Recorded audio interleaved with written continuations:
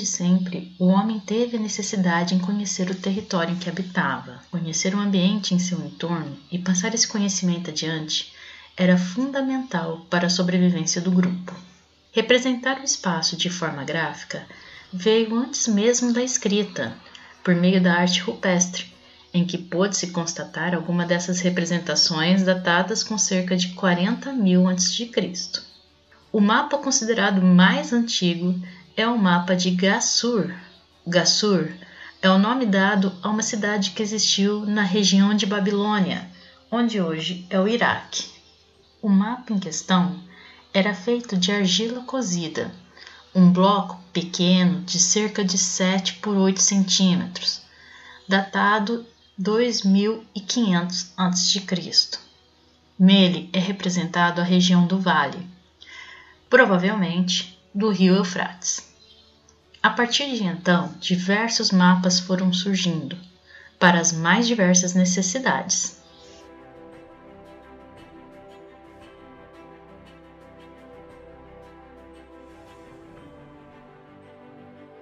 E o geoprocessamento? Onde entra nisso? O geoprocessamento está relacionado a toda tecnologia aplicada, seja à coleta ou ao processamento de dados geográficos, para que assim se gere a geoinformação, como por exemplo por meio de mapas. Como a base são dados geográficos, obviamente tudo está vinculado então à distribuição espacial de fenômenos e informações. Isso significa que existe uma necessidade de responder basicamente a 3 perguntas: o que acontece? Quando acontece? E principalmente, onde acontece? Agora, vamos conhecer um exemplo clássico da aplicação do conceito de geoprocessamento. Conheçam John Snow. John Snow foi um médico inglês. Nasceu em 1813 e foi o primeiro de 9 filhos do casal William e Frances Snow. Em 1836, começou a cursar medicina na Hunterian School, em Londres. Em 1837, Snow já trabalhava no Hospital de Westminster e em 1844 se graduou em medicina pela Universidade de Londres. O caso que nos interessa aqui é sobre a publicação de um artigo que esse médico fez em 1855, no qual ele documenta uma investigação que ele fez sobre a relação direta entre o abastecimento de água e a epidemia de cólera que ocorreu em um bairro de Londres em 1954. Aliás, esse bairro de Londres era o bairro Soho, o bairro onde ele mesmo morava. Acontece que nessa época acreditava-se que doenças como cólera e peste negra era transmitido pelo ar contaminado, por meio de miasma. Mas Snow nunca esteve convencido disso. Ele acreditava que o contágio era feito não pelo ar, mas sim pela água contaminada. Durante o surto de cólera, a partir de entrevistas feitas com os residentes do bairro Soho, Snow identificou que a fonte do surto era a bomba de água pública localizada na Broadwick Street. Na verdade, na época, ela se chamava apenas Broad Street. Ele coletou algumas amostras de água e fez análises químicas e exames microscópicos que demonstraram a alta contaminação da água que vinha dessa bomba. Porém, isso não era uma prova conclusiva de sua teoria. Então foi necessário apresentar outros fatores que complementassem seus achados. Um dos estudos que ajudou Snow a persuadir o conselho local a, enfim, desativar a bomba do poço foi a análise do padrão de disseminação da doença em torno da bomba. Aqui é onde entra o que podemos considerar um processamento de dados geográficos, que gera então uma geoinformação, ou seja, o princípio do geoprocessamento. O que John Snow fez foi espacializar as ocorrências de casos de cólera para identificar, assim, algum padrão. Dessa forma, pôde-se ter uma prova visual que a maior parte das ocorrências de cólera se dava nas proximidades da bomba em questão, e das pessoas que consumiram água daquela bomba, o que ajudou a corroborar os estudos de John.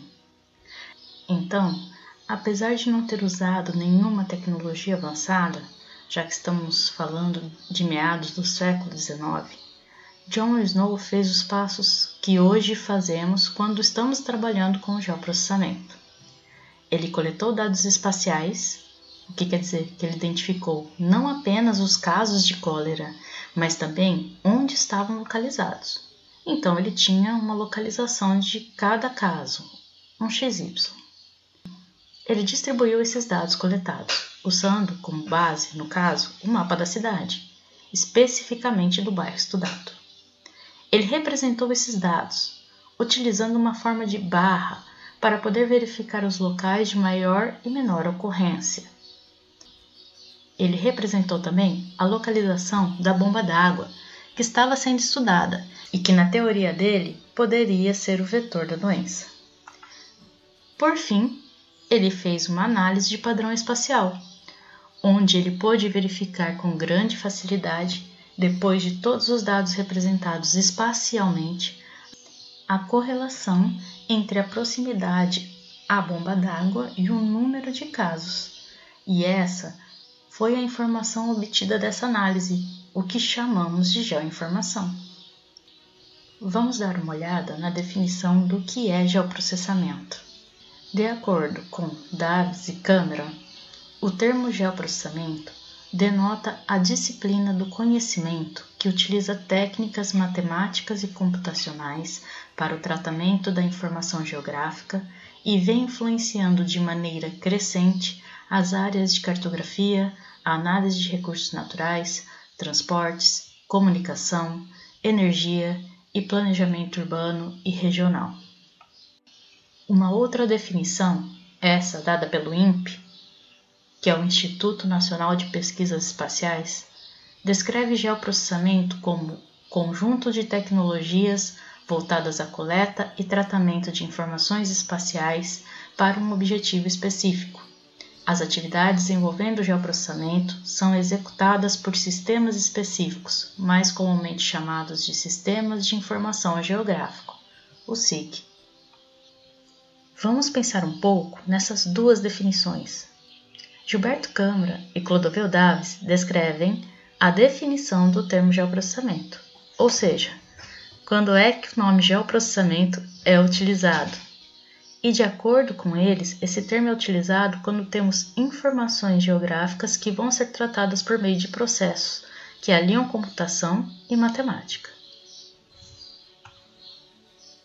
Já no INPE, em seu tutorial de geoprocessamento, a definição se foca mais no processo, o que na prática define o geoprocessamento, que seria toda a tecnologia utilizada tanto para coletar os dados como para tratar esses dados. Essa tecnologia que se utiliza para realizar o geoprocessamento é chamada de geotecnologias. Como os dados utilizados podem ser coletados?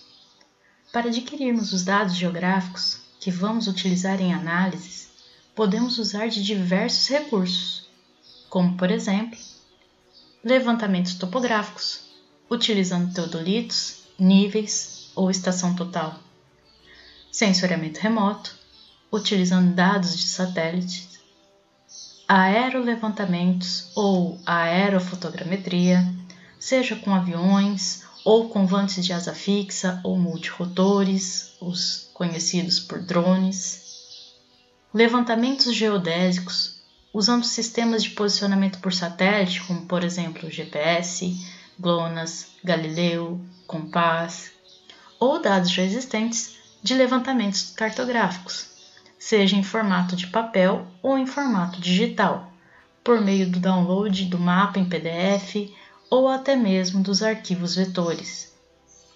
E também dados censitários e tabulares, desde que passíveis de espacialização.